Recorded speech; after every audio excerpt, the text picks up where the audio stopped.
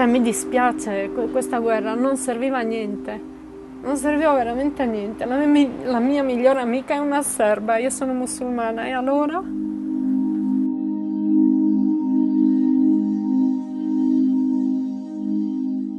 Sì, vengo qui dal 97, sono passati 15 anni da quando sono partiti gli ultimi profughi che erano ospiti di questa caserma dal 91, ottobre 91, praticamente sono rimasti 6 anni, 91-97. Vengo qui perché c'è una colonia di gatti che si è assottigliata.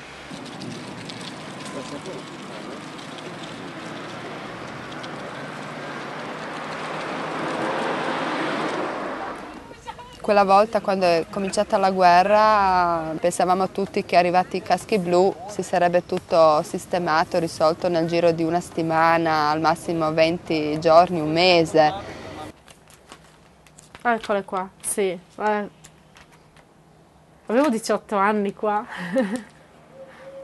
Io ho cercato di riprodurre, si dice così, la mia stanza. Se tu vedi la mia camera nel mio paese, era così. Della caserma mi ricordo anche la signora che aveva una stanza lì dei vestiti, infatti non sembrava vero, non aver niente, uno che ti porta in una stanza a scegliere i vestiti, era come essere affamato che prendevi la cosa, no? 4 anni siamo stati. I rumori forti me li ricordo.